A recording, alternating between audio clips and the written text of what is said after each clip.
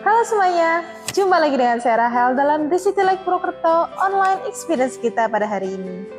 Senang sekali saya dapat menyapa teman-teman semuanya di tempat ini, baik Anda yang Kristen maupun Anda yang non-Kristen, baik Anda dari Purwokerto ataupun di luar kota Purwokerto, saya ucapkan selamat bergabung dengan kami. Dan pada kesempatan yang indah ini, kami The City Like Purwokerto ingin mengucapkan selamat untuk pelantikan Bapak Prabowo Subianto sebagai Presiden Republik Indonesia dan juga Bapak Gibran Rakabuming Raka sebagai Wakil Presiden Republik Indonesia untuk masa jabatan 2024 hingga 2029. Semoga Indonesia semakin aman dan sejahtera serta bahagia rakyatnya. Dan kami juga mau mengucapkan rasa terima kasih yang sebesar-besarnya kepada Bapak Joko Widodo dan juga Bapak Ma'ruf Amin untuk jabatannya sebagai Presiden Republik Indonesia yang ke-7 dan juga Wakil Presiden Republik Indonesia yang ke-13 masa jabatan 2019 hingga 2024. Semoga Tuhan Yesus memberkati seluruh pemimpin Indonesia agar Indonesia bisa menjadi bangsa yang semakin kuat, merdeka, berdaulat, adil, dan makmur. Nah teman-teman, pada online experience kita hari ini, kita akan bersama-sama menyanyikan sebuah lagu dan setelah itu kita juga akan mendengarkan renungan firman Tuhan bersama-sama. Dan untuk mengawali online experience kita hari ini, rekan saya Debbie dan juga TCL Band akan mengajak kita semuanya menyanyikan sebuah lagu dan dilanjutkan renungan firman Tuhan yang akan dibawakan oleh Pastor Jason dengan tema jebakan perbandingan. Nah, ada nggak nih di antara teman-teman yang sering membanding-bandingkan orang lain atau justru teman-teman sendiri nih yang sering merasa dibanding-bandingkan? Nah, apa sih maksud serta tujuan pesan apa yang kita dapatkan dalam firman Tuhan hari ini? Kita akan simak bersama-sama saat lagi. Dan untuk informasi, tayangan khotbah dan pujian hari ini adalah rekaman ibadah minggu lalu. Jadi teman-teman, jangan kemana-mana ya. Tetap stay di channel ini dan selamat menyaksikan. Tuhan Yesus berkati.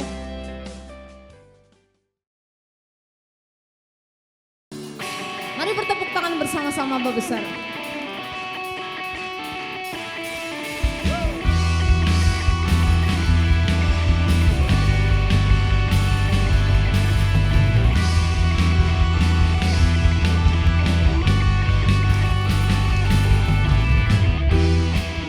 Dengan kuat gagahku, namun karena kasih-Mu, Kau yang menebus nak jiwaku. Lewati badai tak ku ragu, karena Kau tinggal dalamku. Dengan imanku ku berseru, katakan bersama-sama, Kaulah Raja Allah perkasa, surga bumi pun menyembah. Setiap firman-Mu terangi jalanku. Kaulah Tuhan Allah yang perkasa. Bukan dengan kuat gagah kami Tuhan, tapi karena kasih-Mu yang memampukan setiap kami. Amin. Bersama-sama nyatakan, bukan dengan kuat gagahku, namun karena kasih-Mu, Kau yang menebus nak jiwaku. Lewati badai tak ku ragu, karena Kau tinggal dalamku. Mari bersama-sama kita serukan Bapak Saudara.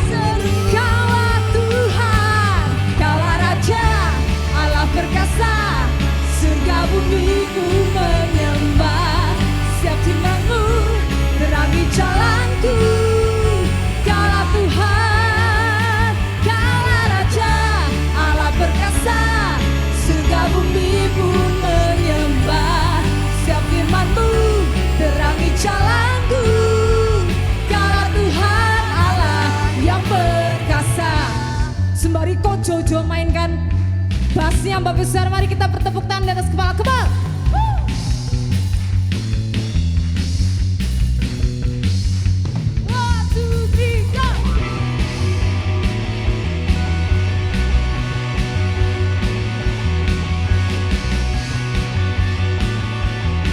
Bersama-sama kita angkat tangan, kita nyanyikan.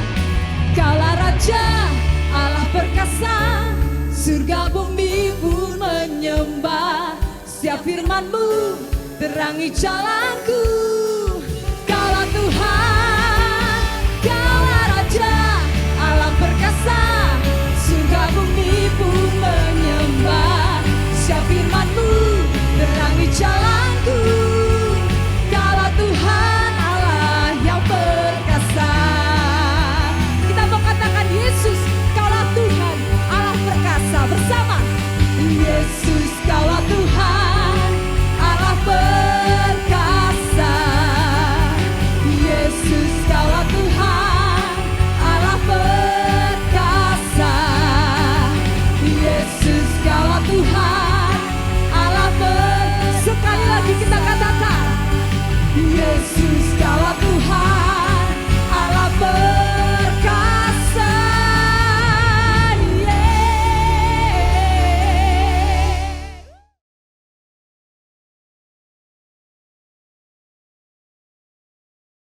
Duduk, kita berikan aplaus kepada yang sudah melayani, kepada semua yang melayani di belakang layar, yang nanti siang melayani sekolah minggu.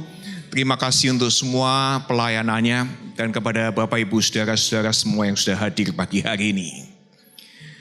Jadi kita perlu senyum-senyum sendiri dulu ini ya, karena wajahnya dingin-dingin sekali ini.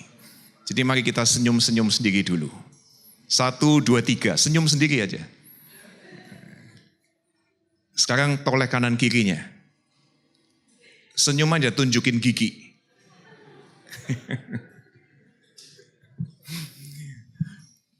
Pagi hari ini kita juga mengucapkan terima kasih kepada Bapak Presiden Jokowi yang sudah memerintah selama 10 tahun terakhir.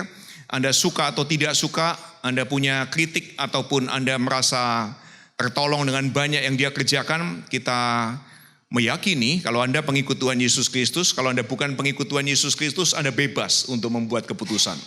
Tapi kalau Anda pengikut Tuhan Yesus Kristus, di dalam salah satu penulis Alkitab, diilhami oleh Tuhan mengatakan apa? Pemerintah Tuhan yang dudukkan.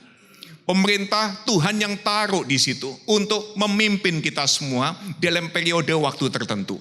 Jadi kita berterima kasih kepada Bapak Presiden Jokowi, dia sudah membangun banyak sekali jalan tol, dan Anda dan saya yang suka, yang tidak suka pun pakai jalan tol yang sama. Ya, saya kenal dengan beberapa orang yang suka mengkritik Pak Jokowi itu, yang podcastnya ada di mana-mana itu. Saya tanya, Bapak sendiri naik jalan tol nggak yang dibangun oleh Pak Jokowi? Ya saya naik. Kalau ngeritik-kritik jangan naik dong. Ya, lewat jalan biasa aja, jangan naik jalan tol. Jadi kita suka atau tidak suka, Bapak Presiden Jokowi sudah memberikan contoh kepada kita semua. Dia memikirkan Indonesia untuk jangka panjang yang belum tentu dia dan keturunannya nikmati. Jadi kita berterima kasih untuk hal tersebut. Dan saya ingin juga share kenapa kok gereja ini ada. Gereja ini punya misi. Misi dari The City Light adalah, misi itu adalah kenapa kita ada. Misi adalah kenapa Bapak Ibu Saudara-saudara bangun pagi-pagi. Kenapa kita kerja, kita punya misi. Semua kita yang punya pekerjaan, kita punya misi. We are on mission. Dan gereja ini ada bukan untuk menjadi gereja bagi orang Kristen. Sehingga kalau ada gereja-gereja Kristen yang mau tutup, kita rebut-rebutin jemaatnya. Ini gereja bagi orang yang tidak suka gereja, di mana kita pengikut Tuhan Yesus dari berbagai macam latar belakang bisa sama-sama mengikut Tuhan Yesus Kristus. Jadi itu misi utama gereja ini. Itu kenapa gereja ini ada di kota ini. Kita bukan bersaing dengan gereja-gereja lain, menyediakan gereja hanya bagi orang Kristen, tapi saya pengikut Tuhan Yesus, Anda pengikut Tuhan Yesus, ngajak teman-teman kita dari berbagai macam latar belakang, apapun agamanya, tanpa perlu pindah agama, bahwa siapapun bisa ikut Tuhan Yesus. Itu yang membuat saya bangun pagi. Itu yang membuat saya tidur 7 jam atau 6 jam dalam satu malam. Besoknya bangun lagi, mikirin, bikin plan, bikin rencana, bikin program, bikin anggaran. Untuk apa? We are on mission. Kita sedang ada dalam misi. Dan visinya adalah gereja ini seperti taman bermain rohani. Kalau Bapak Ibu Saudara-saudara pernah pergi ke dunia fantasi di Jakarta atau di Universal Studio di Singapura. Kalau belum pernah kedua-duanya, mungkin Bapak Ibu Saudara-saudara pernah pergi ke Small World di sebelahnya STT Soteria. Nah itu dunia fantasi itu. Pada saat kita masuk ke taman bermain, seluruh keluarga menikmati taman bermain. Tapi ada anaknya yang kecil naik jet coaster, roller coaster berulang-ulang. Anak saya Jul dan sepupunya Jaden pergi ke Trans Studio di Bandung, dia naik jet coaster, apa itu namanya, 11 kali. Saya cuma 1 kali langsung pusing. Istri saya sama sekali nggak mau naik jet coaster tersebut. Dia naik perahu yang jalan pelan-pelan, di kanan kirinya lagu Putri Salju. Ya saya suruh nemenin dia tuh. Muter-muter danau gitu, jalannya pelan-pelan. Tetapi apakah salah? Nggak salah. Karena seluruh keluarga menikmati taman bermain. Itu visi kita. Jadi Bapak Ibu Saudara-saudara bisa ikut ibadah minggu seperti ini. Bisa ikut kelompok kecil kalau ada. Bisa ikut berbagai macam tim pelayanan, itu semua wahana yang kita sediakan supaya kita bisa menikmati taman bermain bersama dengan Tuhan.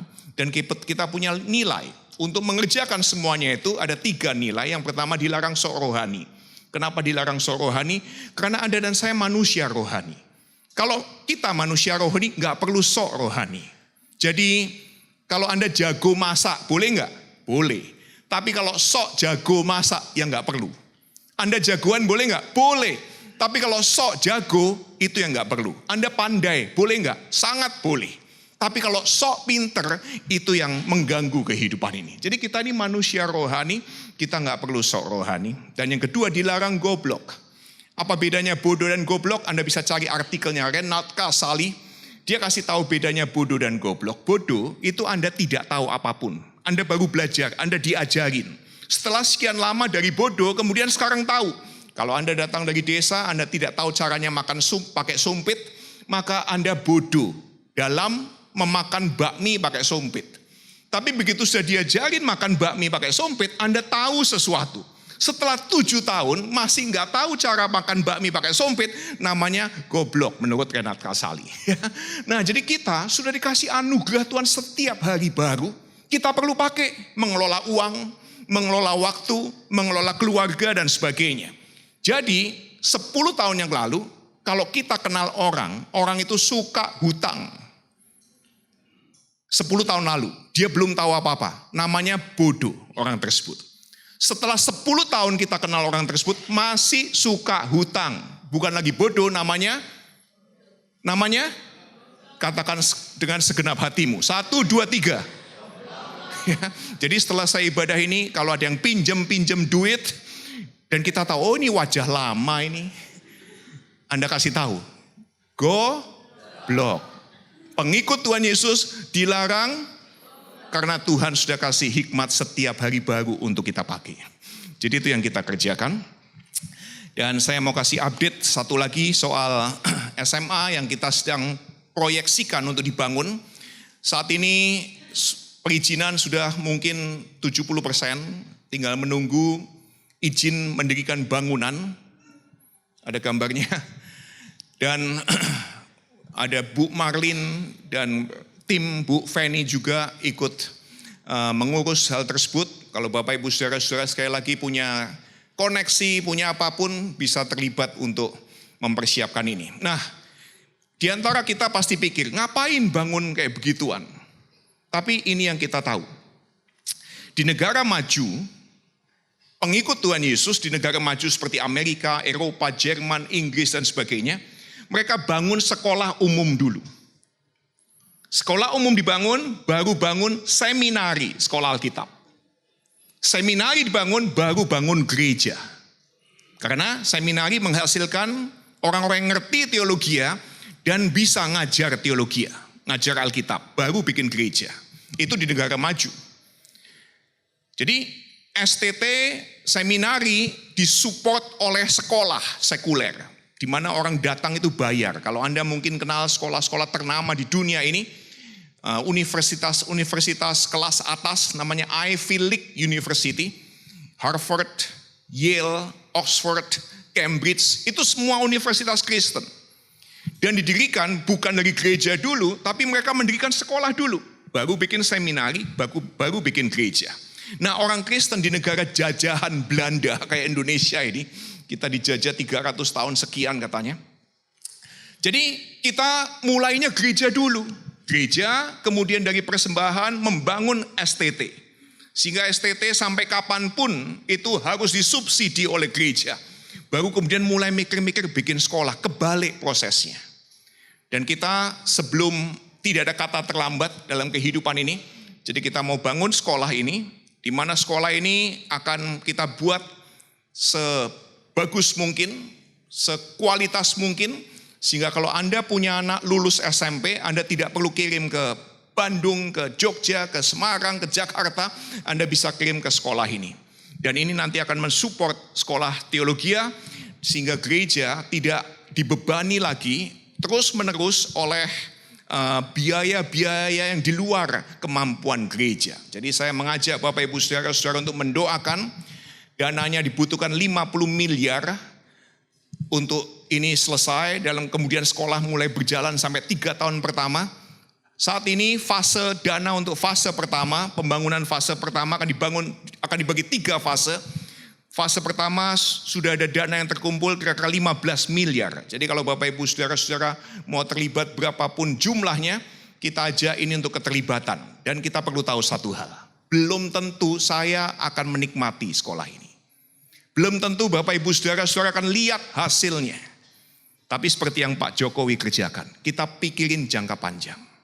Nanti cucu kita, generasi 3-4 di bawah kita, yang akan menikmati dan melihat bagaimana Tuhan percaya pekerjaan ini kepada mereka semua. Jadi itu beberapa update untuk kita semua. Sekarang setelah update yang panjang lebar, Anda siap untuk belajar firman Tuhan atau mau langsung doa berkat? Jadi tema kita hari ini adalah jebakan perbandingan. Ada 2 anak Banyumas namanya Joko sama Bagio. Ngobrol saling pamer tentang bapaknya. Joko tanya kepada temannya Bagio. Mereka habis ikut kelas geografi, kemudian si Joko tanya sama Bagio. Gio, kamu tahu nggak terusan Suez? Bagio bilang, oh iya kan tadi yang di kelas geografi kan, tadi baru diajarin tahu dong. Itu terusan yang ditembus di Mesir untuk menghubungkan 2 samudera besar, sehingga kapal-kapal nggak perlu muter berhari-hari lewat terusan tersebut, dalam 2 jam lewat. Saya tahu terusan Suez. Joko bilang, itu papaku yang bangun. Wah, gaya banget ya. Bagio nggak mau kalah. Orang Banyumas kan gitu, mendoan tapi nggak mau kalah. Bagio bilang, oh, kamu tahu nggak Laut Mati? Si Joko bilang, oh ya itu kan tadi pagi kan juga diajarin di kelas geografi. Itu papaku yang bunuh. Nah, saya tidak tahu Anda, tapi saya punya kecenderungan, saya lihat kanan kiri, saya bandingin diri saya. Setelah saya bandingin, kemudian saya menentukan siapa dan seberapa baik diri saya dibandingkan orang lain. Nah, kita tidak membandingkan diri dengan semua orang. Kita membandingkan diri dengan siapa? Dengan orang satu profesi. Atlet angkat besi, bandingin diri dengan siapa? Pemain badminton? Bukan. Dengan sesama atlet angkat besi. Petarung martial art atau petinju, membandingkan diri dengan siapa? Bukan pemain golf, tetapi dengan sesama pemain martial art atau petinju. Kalau Anda pelajar SMA, Anda bandingkan diri dengan siapa? Anak SD? Anak university? No, Anda bandingkan diri dengan sesama pelajar SMA.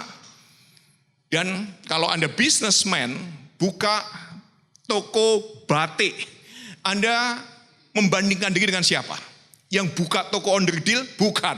Dengan sesama toko batik. Dan kalau pendeta, tebak, pendeta membandingkan diri dengan siapa? Dengan pengusaha hotel? Dengan pengusaha transportasi? Dengan politikus? Enggak, dengan sesama pendeta. Saya ketemu dengan 2 pendeta, baru ketemu kemudian ngobrol. Satu nanya, bagaimana gereja kalian berdua?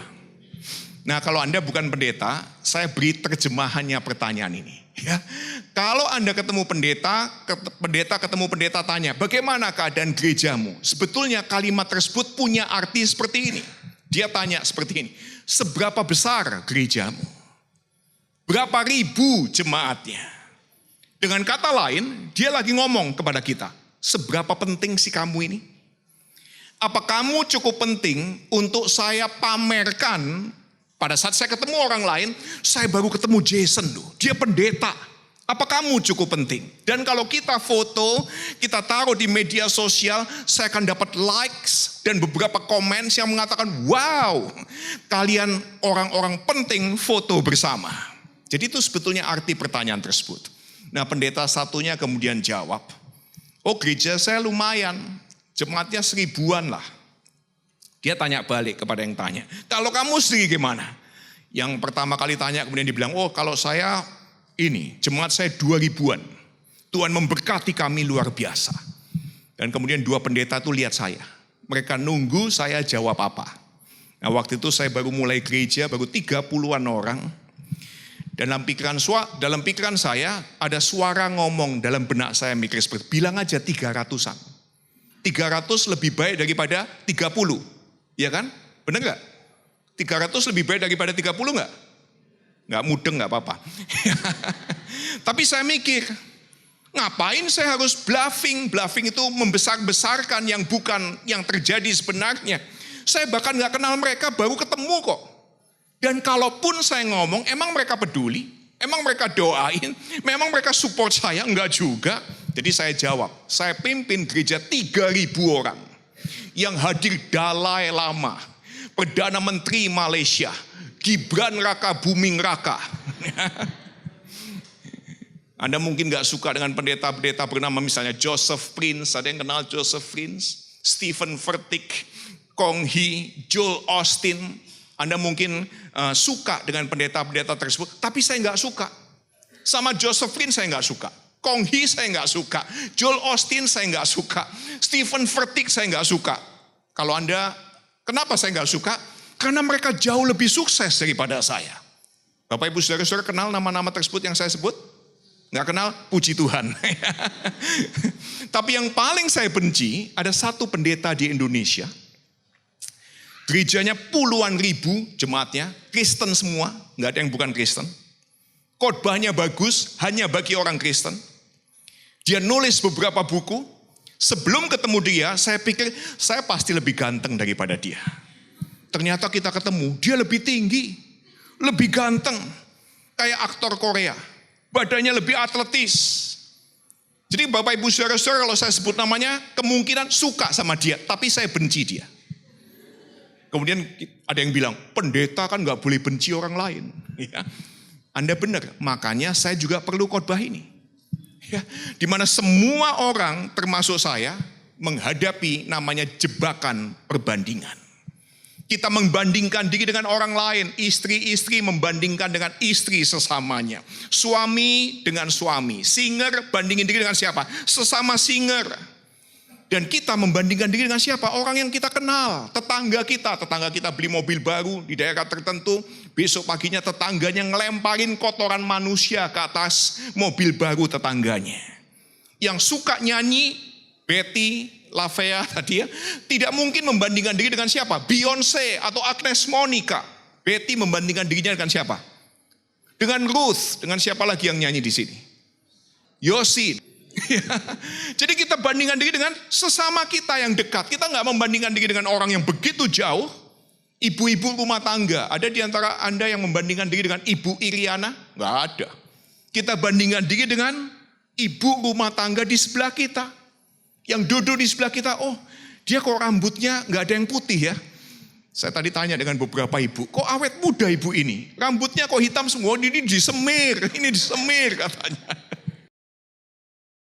Jadi kita selalu membandingkan diri. Nah, ada orang yang punya otak, punya uang, punya power, punya keterkenalan, dia jauh lebih kaya daripada kita semua, digabung jadi satu, dia jauh lebih pinter, dia jauh lebih berhikmat.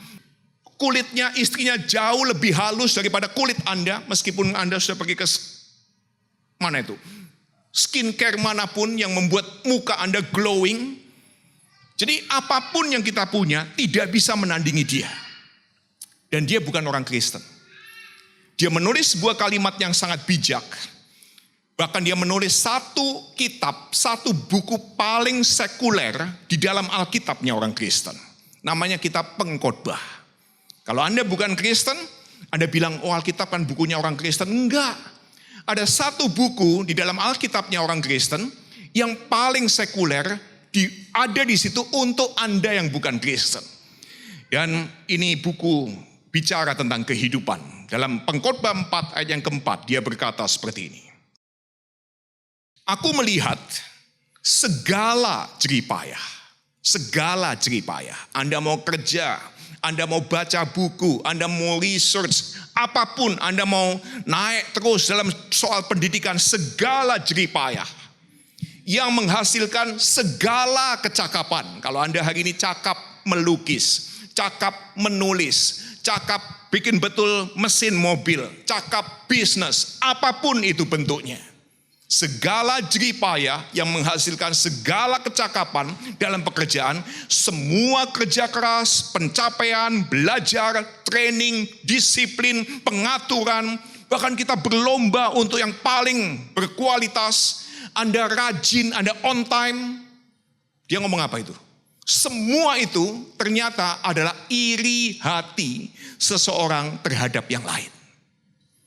Anda mau bilang apa? Saya kerja keras untuk mencukupi keluarga. Salah mau bilang gue lebih tahu daripada lu. Semua yang kamu kerjakan, semua yang kamu capai adalah karena iri hati seorang terhadap yang lain. Jadi ada 2 poin yang saya mau share. Yang pertama, semua pencapaian adalah tindakan perbandingan. STT Soteria ranking 13 dari 177. Bangga nggak Bapak Ibu Saudara-saudara? Bangga dong, kasih aplaus dulu kepada Pak Hendy dan tim. Tapi pagi hari ini, tepukan tangan kita memberi konfirmasi kepada Pak Hendy dan tim. Semua pencapaian adalah tindakan perbandingan. Kita lagi membandingkan diri dengan sekolah lainnya. Beberapa di antara kita punya hutang. Kenapa Anda punya hutang? Karena Anda membandingkan diri dengan orang lain. Anda mau punya barang yang orang lain punya. Anda mau punya mobil yang orang lain punya. Anda mau liburan ke tempat eksotik yang orang lain pergi. Jadi kita punya hutang saat ini, cicilan 0% selama 24 bulan ke depan. Kenapa? Karena kita membandingkan diri dengan orang lain. Beberapa lagi kita memaksa pasangan, memaksa anak-anak untuk jadi lebih pintar, lebih cantik, lebih sehat, lebih langsing. Kenapa? Kalau Anda bilang, itu kan untuk kebaikannya, Anda bohong. Kenapa? Pada saat kita memaksa anak kita untuk lebih cantik, lebih pintar dan sebagainya, termasuk menantu pun dipaksa, Anda sedang mencoba memuaskan keinginan untuk menunjukkan seberapa baik kita. Kita sedang membandingkan diri dengan orang lain. Dan Salomo berkata itu semua kesia-siaan dan usaha menjaring angin. Artinya nggak ada garis akhir. Tidak ada yang menang kalau Anda terus membandingkan. Dan ini poin yang kedua. Tidak ada kemenangan dalam perbandingan. There is no win in comparison. Tidak ada kemenangan di dalam perbandingan. Kalau Anda berpikir, enggak kok. Saya kalau membandingkan diri, saya puas. Saya punya uang, saya puas. Salomo berkata dalam ayat yang kelima. Orang yang bodoh melipat tangannya dan makan dagingnya sendiri. Siapa orang bodoh yang dia maksud di sini? Anda bisa cek di beberapa ayat sebelumnya dalam Pengkhotbah 1 ayat 17, 2 ayat 14 dan seterusnya. Yang dimaksud orang bodoh oleh Salomo di sini yang saya tadi di awal saya katakan, ini orang yang tahu sesuatu tapi tidak mau diberitahu. Ini orang yang sudah tahu bahwa tidak ada kemenangan dalam perbandingan tapi terus membandingkan diri, tidak mau diberitahu. Dan Salomo kemudian berkata, aku ini Salomo yang bilang, kamu tahu nggak istanaku? Kamu lihat nggak kuil yang aku bangun? Kamu lihat nggak pelayan-pelayanku begitu rapi, begitu keren, begitu wangi melayani tamu-tamuku. Aku punya emas bahkan lebih daripada Bill Gates punya emas. Emas hari ini harganya katanya melonjak tinggi. Semua emas yang Salomo punya lebih banyak daripada yang Bapak Ibu Saudara-saudara atau Mas Antam punya.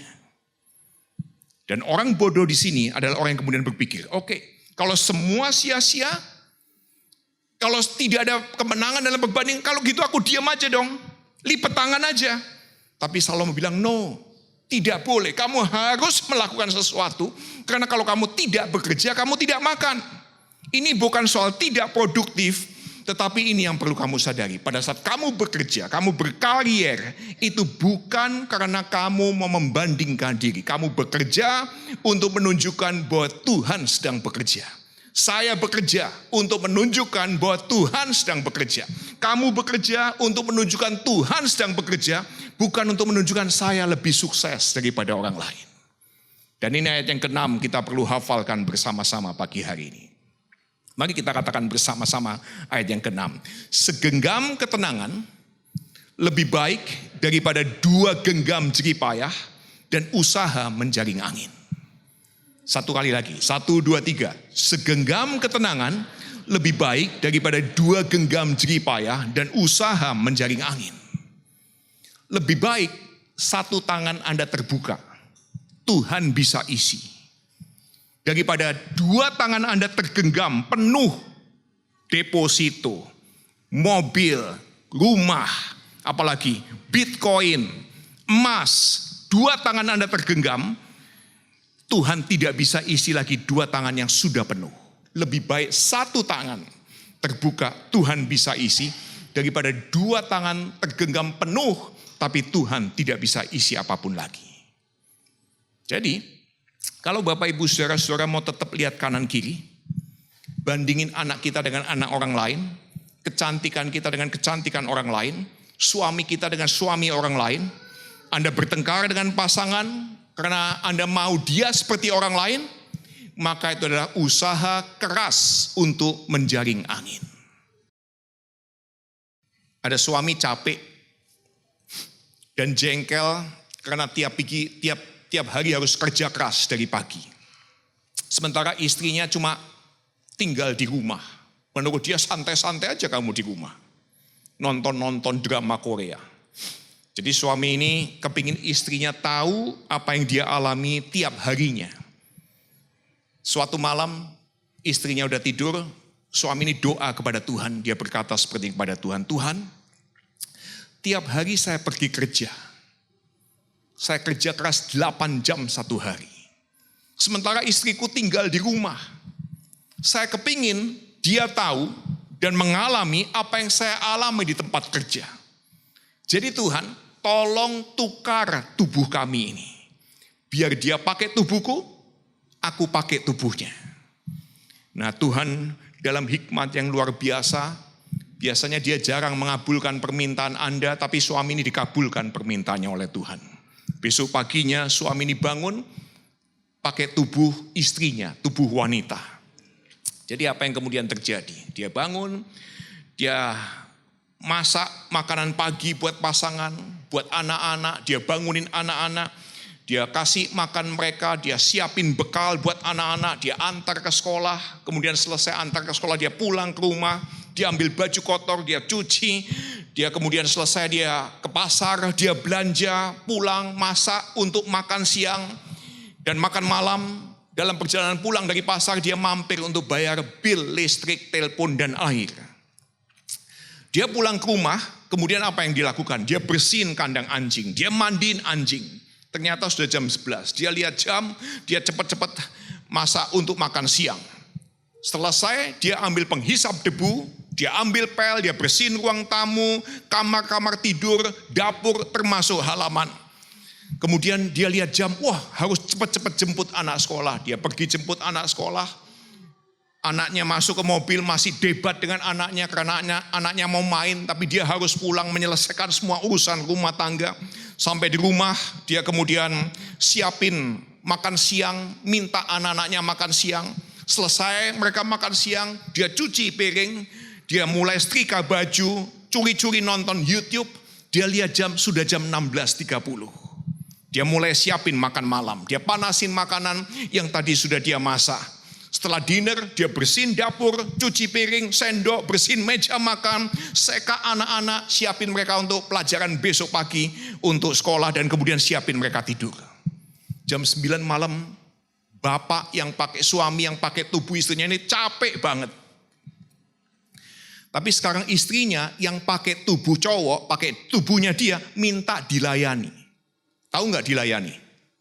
Ya tebak sendiri apapun artinya.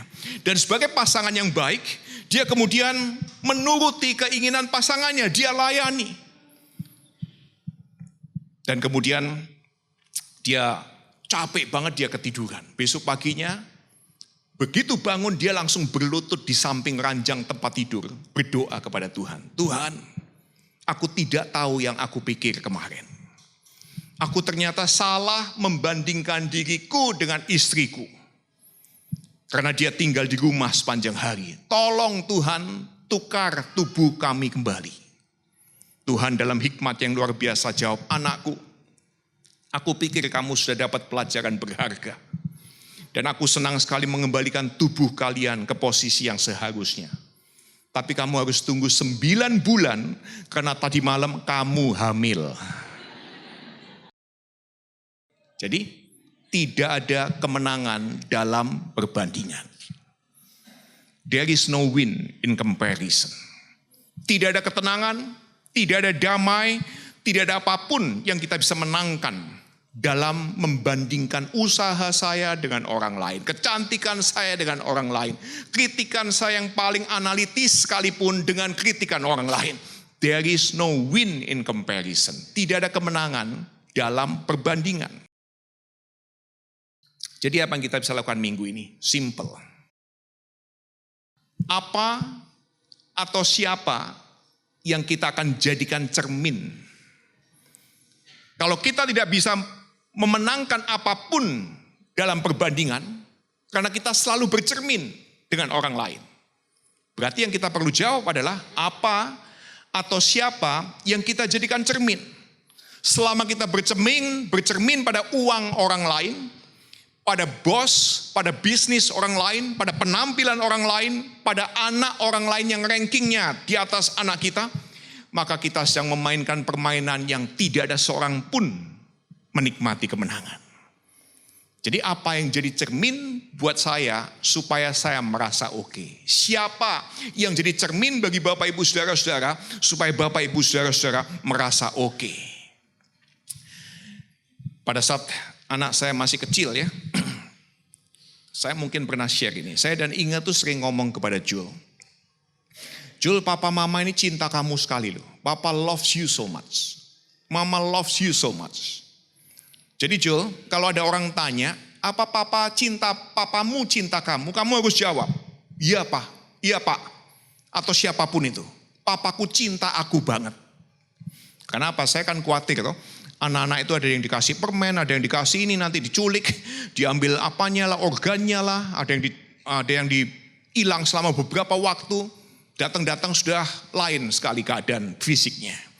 Jadi di Jakarta saya selalu kasih pesan kepada dia, tiap malam sebelum dia tidur, kalau ada yang tanya kepada kamu, Jul, apa papamu cinta kamu, mamamu cinta kamu, jawab, papa mama loves me so much.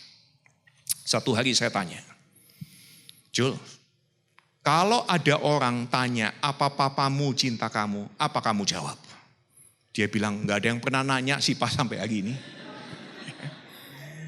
Tapi kemudian kita bilang, mungkin memang nggak ada yang akan pernah tanya kepada kamu. Tapi ini yang papa mama mau kamu tahu. Kalau kamu mau tahu seberapa harganya dirimu, seberapa berharganya dirimu, lihat dan tatap langsung sepasang mata ini. Kamu tidak usah cari dan lihat di lain tempat. Kamu ingat sepasang mata ini, cari sepasang mata ini yang kasih harga diri buat kamu. Bapa kita di surga, tiap saat menatap Anda. Dia yang menciptakan kita, dia yang mencintai kita, dan dia bilang kepada kita semua, apapun bentuk tubuh Anda, seberapapun tinggi tubuh Anda, seberapapun gelap atau terang kulit tubuh Anda.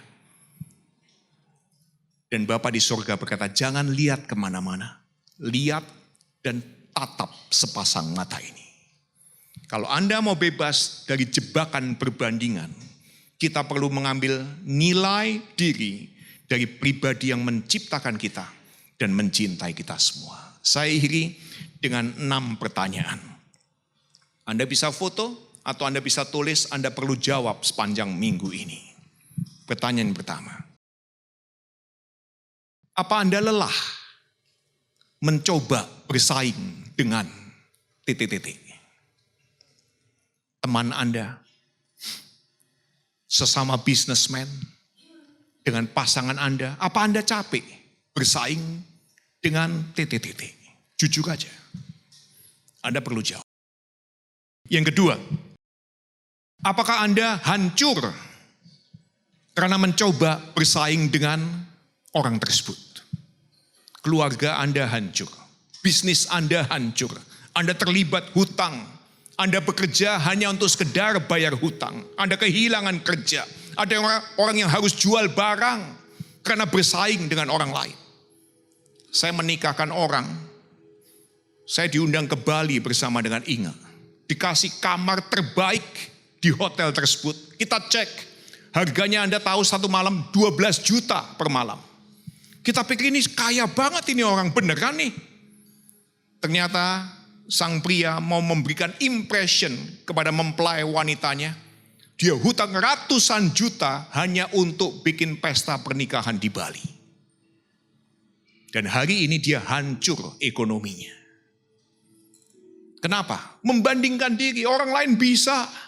Jadi apakah Anda juga mengalami yang sama, hancur karena mencoba bersaing dengan titik-titik? Yang ketiga, apakah Anda membiarkan orang lain mencegah Anda menikmati apa yang Anda punya? Anda punyanya mobil 1000 cc. Dinikmati karena masih boleh beli Pertalite.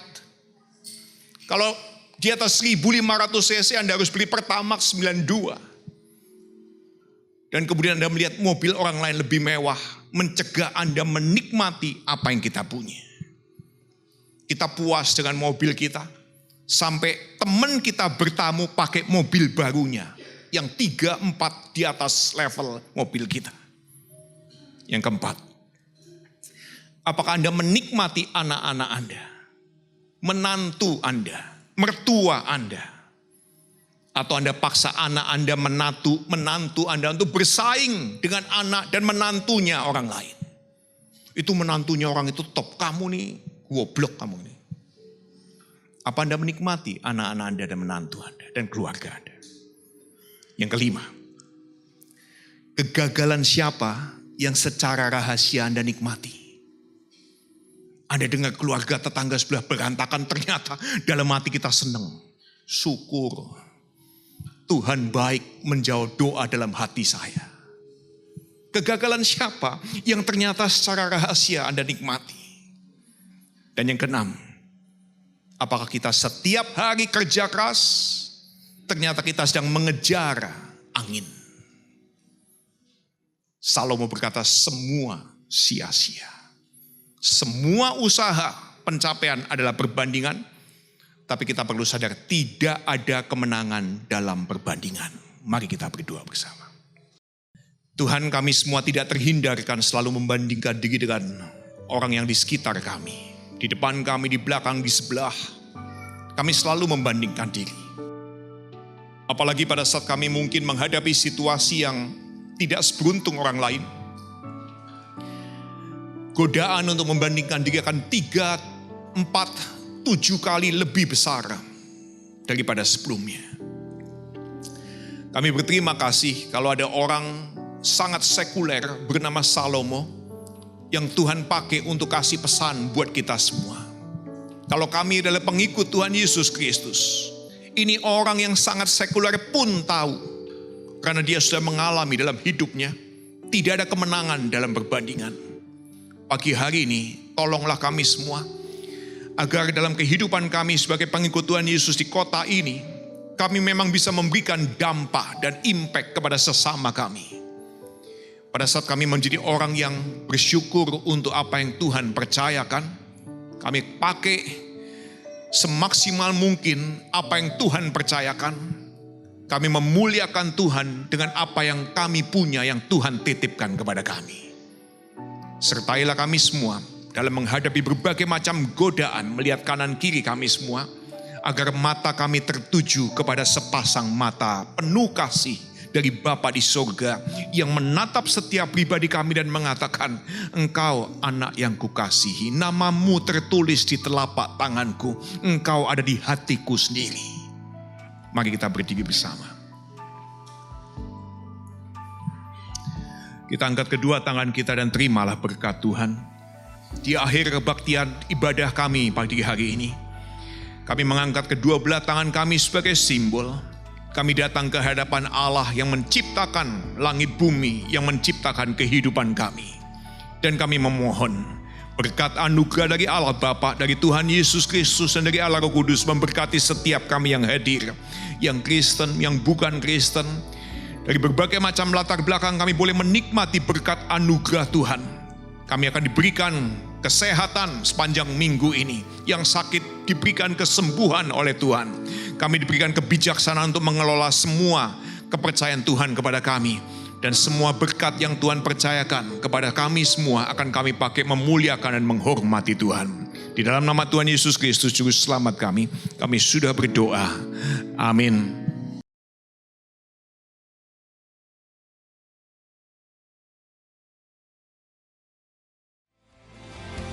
Ambil nilai diri Anda dari pribadi yang mencipta, mengasihi, dan menyertai Anda.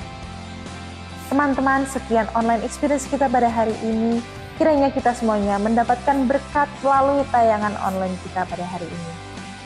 Dan saya juga mengucapkan terima kasih kepada Pastor Jason untuk renungan firman Tuhannya yang saya yakin sekali telah memberkati dan memberikan kekuatan baru bagi kita menjalani kehidupan kita yang penuh pengharapan ini.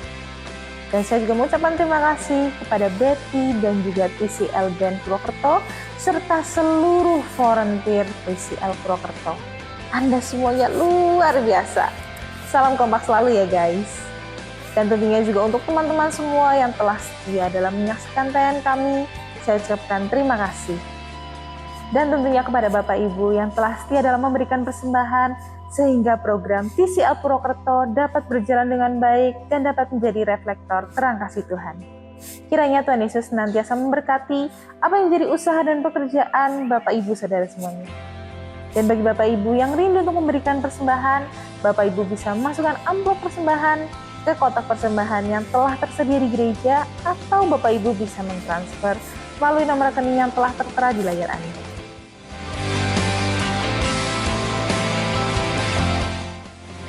Saya Rahel, sampai jumpa dalam online experience kita Jumat depan. Tuhan Yesus berkati.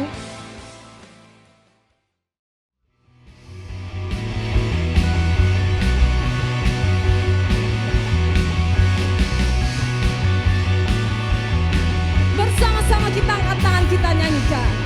Kaulah Raja, Allah perkasa, surga bumi pun menyembah. Setiap firman-Mu terangi jalanku.